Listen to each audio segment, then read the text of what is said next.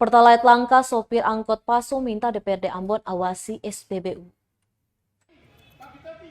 Sopir angkot jurusan Paso minta Komisi 2 DPRD Kota Ambon tingkatkan pengawasan di SPBU Paso.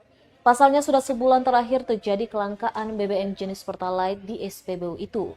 Demikian disampaikan Koordinator Sopir Angkot Paso, Izak Talamonia dalam rapat Jumat 1 April 2022. Kata dia ada perlakuan yang tak layak bagi para sopir angkot, di mana pembelian Pertalite oleh para sopir angkot dibatasi hanya sampai pukul 8 pagi.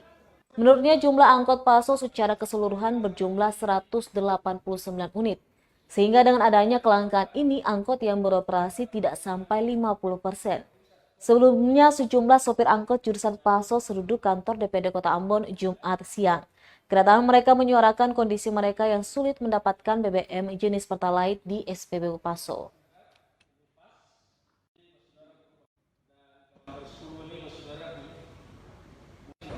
Orang pengemudi angkot Paso atau datang di DPRD Kota Ambon ini ingin bertemu dengan Komisi 2. Terutama Komisi 2 karena kelangkaan Pertalite yang terjadi di Kota Ambon dalam jangka 1 bulan lebih ini. Atau cuma minta supaya bagaimana fungsi kontrol daripada DPR Komisi 2 terutama. Karena selama ini Komisi 2 terlihat macam seakan-akan tutup mata dari permasalahan yang terjadi saat ini.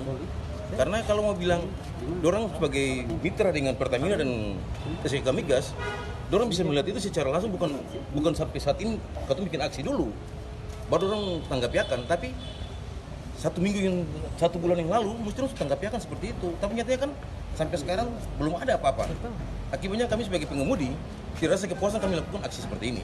Ya katanya cuma di situ minta dari DPRD Komisi 2 untuk perkuatkan fungsi kontrol kepada seluruh SPBU Kota Ambon. Karena SPBU Kota Ambon terasa bahwa orang bermain, terutama pihak Pertamina. Masa bisa hari Minggu? Tapi.